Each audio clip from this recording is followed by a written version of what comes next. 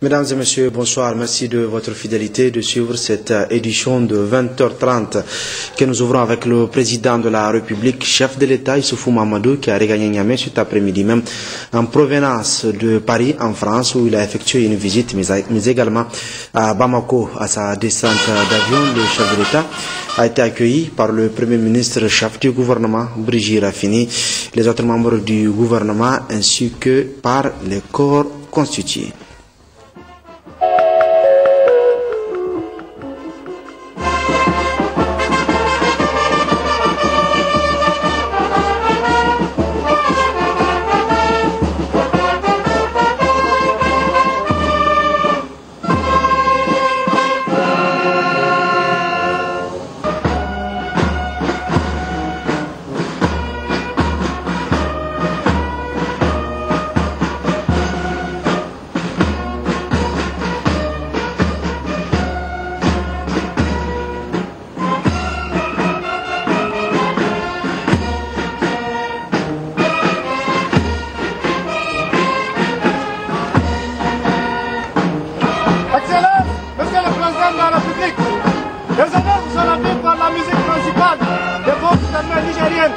Le drapeau national est sacré.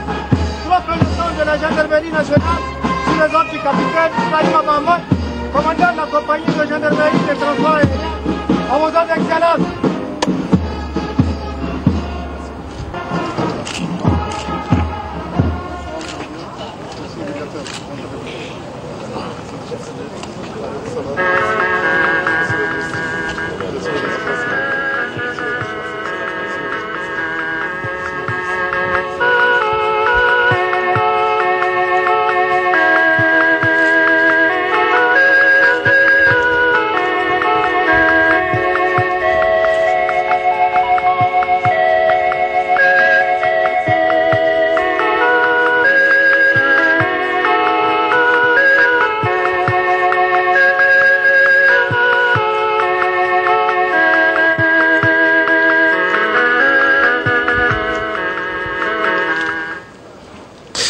Peu après son arrivée au Niger, à la présidence de la République, à sa résidence précisément, le chef de l'État a reçu en audience une délégation du Bureau des Nations Unies pour l'Afrique de l'Ouest et du Bureau régional des Nations Unies pour l'Afrique centrale. Cette délégation est allée échanger avec le chef de l'État sur la situation sécuritaire sous-régionale et les mesures à prendre pour aider le Niger dans la lutte contre la secte Boko Haram, notamment Mohamed Ibn Chambas, représentant spécial du secrétaire général pour des Nations Unies pour l'Afrique de l'Ouest, reçu également par le Premier ministre chef du gouvernement à la sortie de l'audience. On est venu voir M. le Président échanger sur la situation ici au Niger, surtout dans la province de Difa, la lutte contre le Boko Haram, comment les Nations Unies peuvent mieux travailler avec le Niger pour amener cette lutte contre le Boko Haram et surtout aussi voir comment nous pouvons commencer même le plan de réhabilitation, redéveloppement de communautés qui sont touchées par le Boko Haram. Et également, on a aussi discuté le processus de mise sur place une force conjointe, une force mixte de le pays, le bassin de lac Tchad, les pays voisins, pour travailler ensemble et lutter contre Boko Haram. Et on a bien profité de le conseiller, la sagesse de M. le Président qu'on va transmettre au secrétaire général des Nations Unies. Le Niger n'a pas attendu l'effort ou le soutien de l'institution que vous représentez pour combattre ce phénomène. Aujourd'hui, quelle lecture vous faites pour l'effort que le Niger a fourni aujourd'hui pour arriver presque à bout de ce mal? D'ailleurs, nous sommes très fiers de ce que le Niger a fait. Le Niger, le gouvernement nigérien avec la situation, le soutien de toutes les populations a été à hauteur de cet défi et ils ont bien défendu leur territoire, ils ont chassé les Boko Haram et même on a vu ce que les troupes nigériennes avec les troupes tchadiennes sont fait au Nigeria pour aider de libérer les territoires nigériens de force Boko Haram. Donc c'est clair qu'il faut un soutien fort de la communauté internationale pour le Niger et nous travaillons dans ce sens, de voir comment nous pouvons mobiliser les moyens logistiques, les moyens financiers pour travailler avec le Niger de défendre le territoire nigérien, mais de chasser Boko Haram dans tous les territoires qui s'occupent dans le pays de Bazin de Lake-Tchad.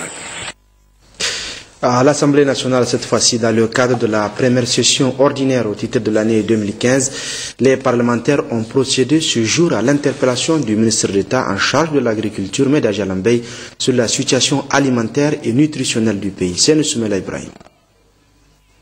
Il s'agit principalement d'une requête de l'honorable député Seydou Bakari de l'opposition parlementaire qui voulait en savoir plus sur la situation alimentaire et nutritionnelle du Niger à travers une série d'interrogations. Quel est le bilan que le gouvernement fait de la campagne agricole écoulée? Quelle est la situation alimentaire et nutritionnelle exacte de notre pays à l'heure actuelle, tenant compte de l'impact des conflits dans les régions de Difa et de Tillabéri, ainsi que le flux de réfugiés au Niger? Quelles dispositions ont été prises pour faire face aux besoins alimentaires et nutritionnels de la période de soudure? Quelles mesures ont été prises par le gouvernement pour résoudre les problèmes qui sont à la base des grèves récurrentes des agents de développement rural? Point par point, le ministre concerné a répondu à toutes les interrogations et mieux s'est prêté aux autres préoccupations des autres députés à l'issue du débat que prévoyait le règlement intérieur en pareille situation. Sur les 8 régions du pays, 3, Dosso, Maradi, Tawa, sont excédentaires et les 5 autres déficitaires, Agadez, Difa, Tillabéri, Zender et Niamey. Sur instruction de son Excellence, M. Issoufou Mahamadou, président de la République, chef de l'État, le gouvernement a par anticipation élaboré, adopté et mis en œuvre un programme des cultures irriguées dont le lancement officiel a eu lieu le 1er octobre 2014 à Bazaga, département de Konni. Satisfaite des réponses du ministre ou non, on saurait le dire car l'opposition, y compris l'auteur de l'interpellation, a opté pour le boycott des débats. Car pour elle, sa requête était adressée au Premier ministre en personne qui non seulement s'est contenté de se faire représenter, mais surtout par le biais d'un ministre qu'elle qualifiait de dissident. En application du décret numéro 2015-217/PRN du 17 avril 2015, portant délégation de pouvoir au Premier ministre pour la présidence du Conseil des ministres, le chef du gouvernement, Brigitte Raffini, a présidé ce jour, samedi 18 avril 2015, un Conseil des ministres dans la salle habituelle du Conseil du cabinet de la primature. Après examen des points inscrits à son ordre du jour, le Conseil a pris d'importantes décisions. Le résumé avec Mariama Dakou et Mahamadou Adamou. Au titre du ministère de l'Agriculture, le Conseil des ministres a examiné et adopté le projet de décret portant approbation des statuts de l'Office national des aménagements hydro-agricoles ONAHA.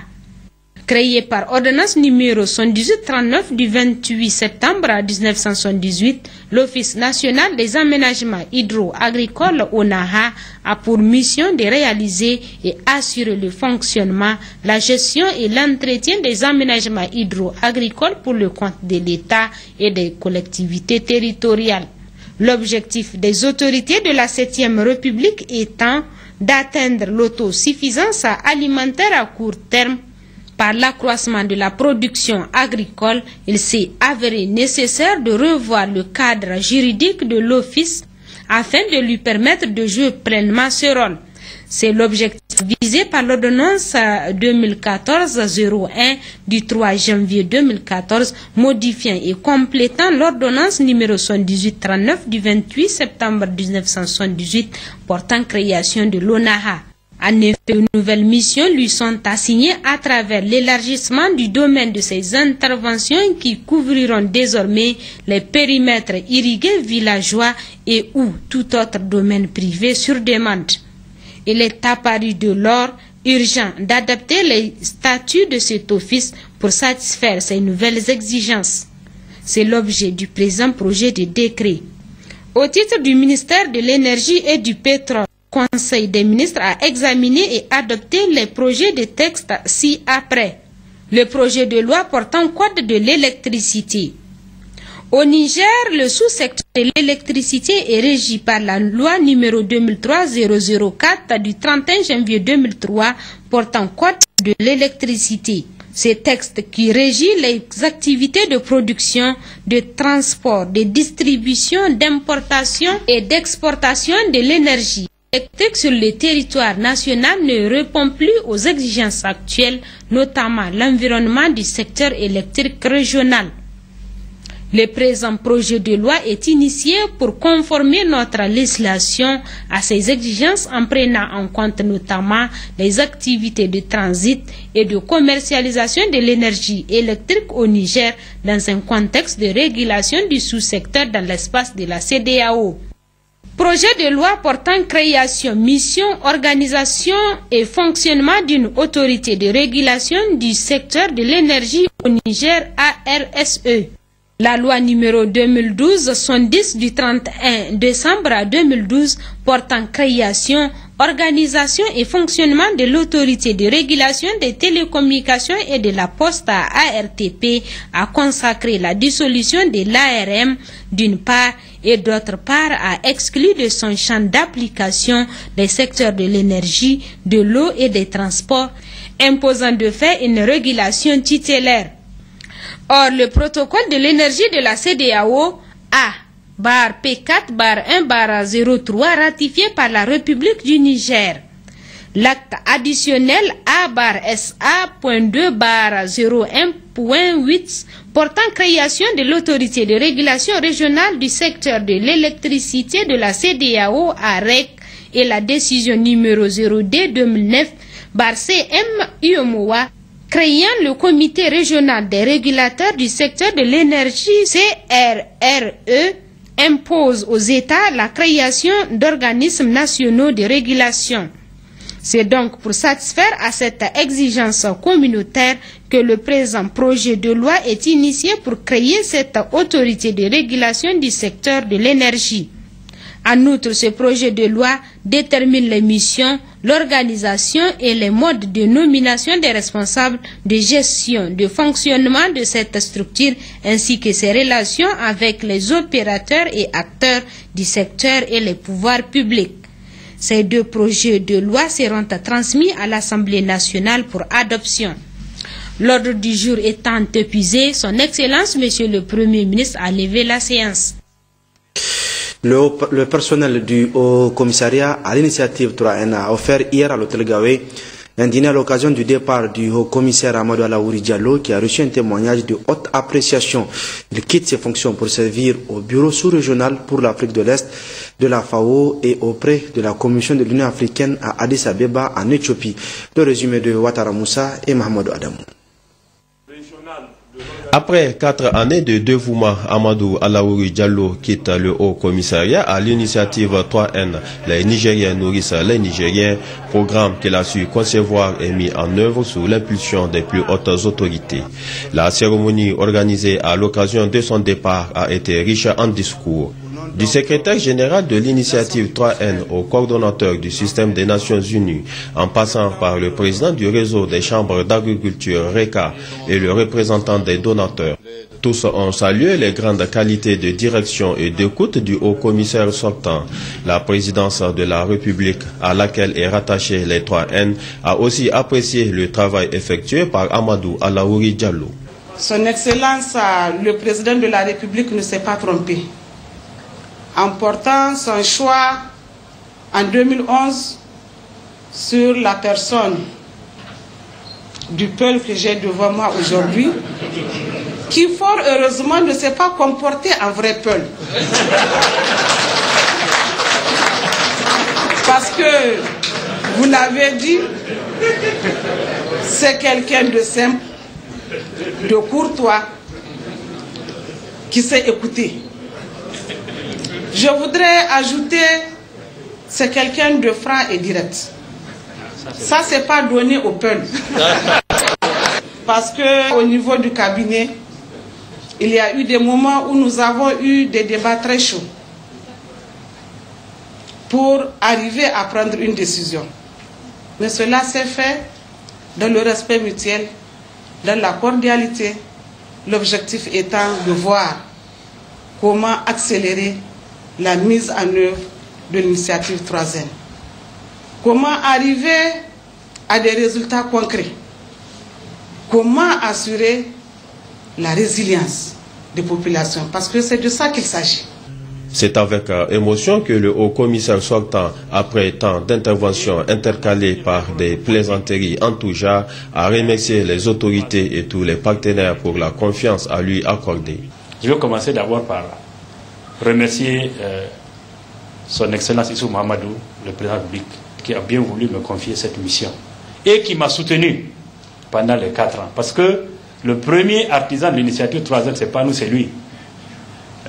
Comme vous le savez, que ce soit à l'intérieur du Niger, que ce soit à l'extérieur, il a fait de cela son credo et il a marqué une réelle volonté politique de faire de l'initiative 3N une réalité. Je dois remercier aussi mes collègues, les acteurs au niveau des ministères.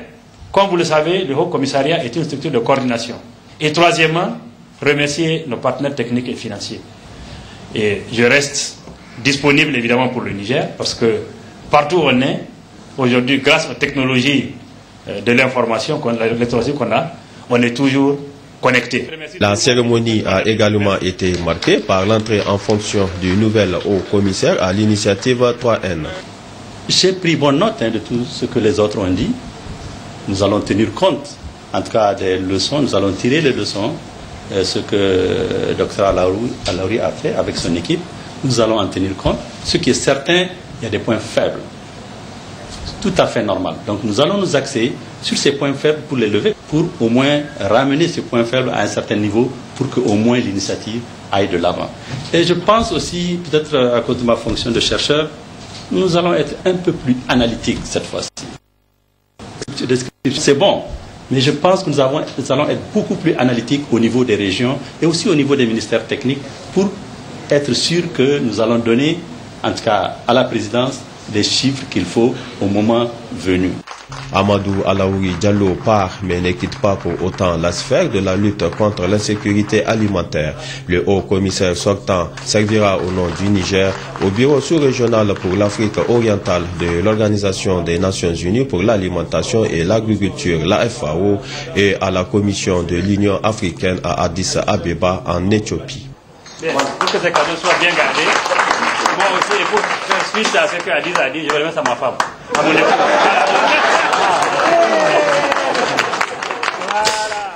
Le secrétaire général du PNDS, Tarea Hassoumi Massoudou, était cette semaine l'invité de l'émission Entretien de la télévision privée Labari. Il a tour à tour évoqué le bilan de l'an 4 de mise en œuvre du programme de la Renaissance, les élections à venir, l'affaire dite du MNSD Nassara et plusieurs autres questions intéressant la vie de la nation. Hassoumi Massoudou que vous retrouverez en partie au magazine de ce journal. Restons avec le secrétaire général du PNDS, qui est également le ministre de l'Intérieur de la Sécurité publique, qui est en ce jour à Difa. L'évaluation de l'état d'urgence en vigueur dans la région était ce matin au centre d'une rencontre qui a regroupé donc autour du ministre en charge de l'Intérieur, de la Sécurité publique et de la décentralisation, les autorités administratives communales et coutumières, ainsi que les acteurs de la société civile locaux. Adraman Maazou, Adraman Boukari.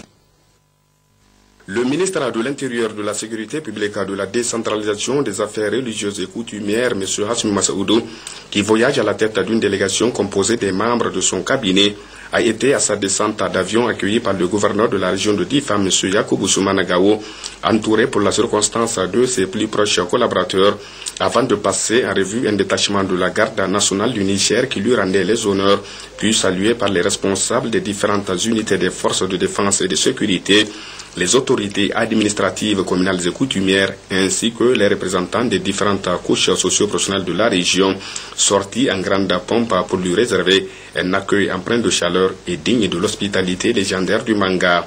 La rencontre d'échange et de partage axée principalement sur l'évaluation de l'état d'urgence en vigueur dans la région de Difa qui s'en est suivi a été donc l'occasion pour le ministre de l'Intérieur, M. Hassoumi Massaoudou, dans sa note introductive à l'ouverture des travaux de cette rencontre, de transmettre d'abord les salutations ainsi que toute la solidarité du président de la République à son Excellence Issoufou Mahamadou et celle du Premier ministre Birji Rafini à l'endroit des populations de la région de Difa, martyrisées par les effets des attaques criminelles et barbares de la nébuleuse Boko Haram, avant de rendre un hommage mérité aux forces de défense et de sécurité nigériennes ainsi qu'aux soldats de l'armée tchadienne pour leur vaillance, leur sens élevé du sacrifice et leur professionnalisme pour les résultats forts appréciables qu'ils ont réalisés suite aux offensives menées contre les éléments de Boko Haram.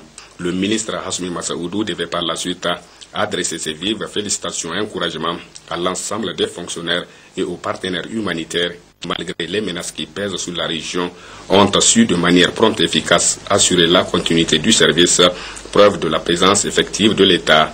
Parlant de la présente rencontre qui vise à évaluer l'application de l'état d'urgence ainsi que les dispositions et mesures y afférentes en vigueur dans la région de Difa, le ministre de l'Intérieur a à ce niveau invité les participants à se prononcer sans embâche afin de voir au clair de la situation. Occasion donc pour les différents intervenants, notamment les chefs traditionnels, les autorités administratives et communales, ainsi que les représentants des différentes structures socio-professionnelles de la région, d'exprimer d'abord toute leur reconnaissance au président de la République, à son Excellence Issoufou Mahamadou, pour toutes les dispositions et mesures prises au plan sécuritaire dans la région de Difa, ainsi que l'application de l'état d'urgence, qui d'ailleurs sollicite sa continuation au vu de l'inquiétude retrouvée. Ces différents propos appuyés par le gouverneur de la région de Difa, M. Yakubu Soumana Gao, et le président du conseil régional, M. Maïrou Malam Ligari, ont donc dans l'ensemble permis au ministre Hassoumi Massaoudou de mieux cerner la question. Je vous ai écouté, je sors reconforté de cette réunion. Je n'étais pas venu avec cette impression parce que ce que j'apprends à Niamey, c'est complètement différent de ce que j'ai entendu ici.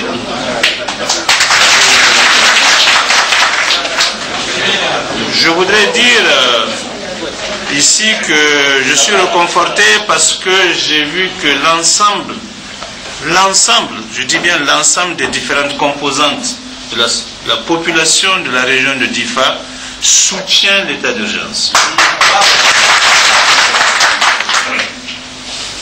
L'ensemble des différentes composantes de cette population soutient les mesures qui ont été prises dans le cadre de l'état d'urgence.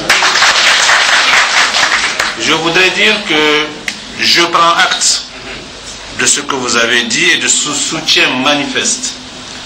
Je prends acte aussi du fait que vous pensez que ces mesures doivent demeurer et continuer jusqu'à la fin des opérations.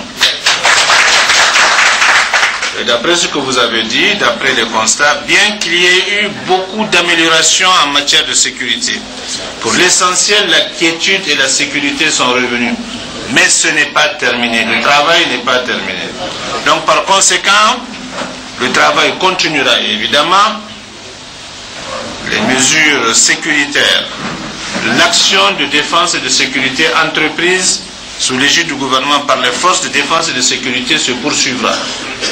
Et puisqu'elle se poursuivra, les mesures pour l'essentiel prises dans le cadre de l'état d'urgence vont se poursuivre. Elles accompagnent utilement l'action des forces de défense et de sécurité et c'est unanimement reconnu. Et je me réjouis qu'ici soit affirmé l'engagement des populations à collaborer de manière étroite avec les forces de défense et de sécurité. Cet engagement est manifeste, je l'ai ressenti, vous l'avez dit, vous avez dit que vous le supportez et cela se fait. Et il y a quelques poches où les gens ne le font pas. Évidemment, nous invitons les gens à le faire, mais nous allons aussi sévir. tout celui qui ne dénonce pas ces criminels-là sera considéré comme complice. Tout celui qui est complice actif de ces criminels-là sera sanctionné conformément à la loi, évidemment.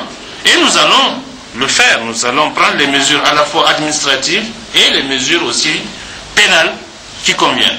Donc ça, c'est aussi, cette action-là, c'est l'action dans le cadre de l'état d'urgence. C'est l'action de salubrité pour notre pays. C'est une action de salubrité pour la région de Difa.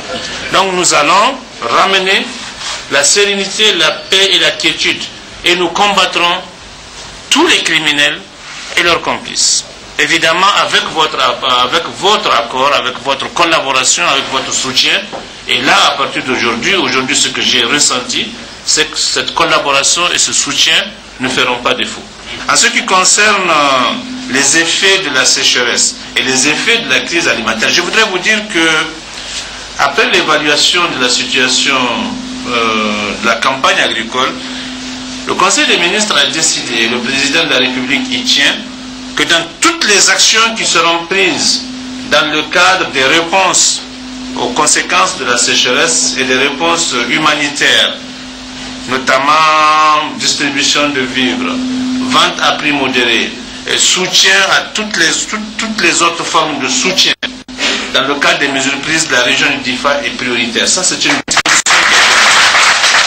Et cette décision est en train d'être mise en œuvre, aussi bien par le gouvernement nigérien que par ses partenaires. Signalons enfin que le ministre de l'Intérieur, M. Hassoumi Massaoudou, n'a pas manqué de réitérer l'engagement du président de la République, à son Excellence Issoufou Mahamadou, à œuvrer sans relâche pour la paix et la sécurité partout au Niger.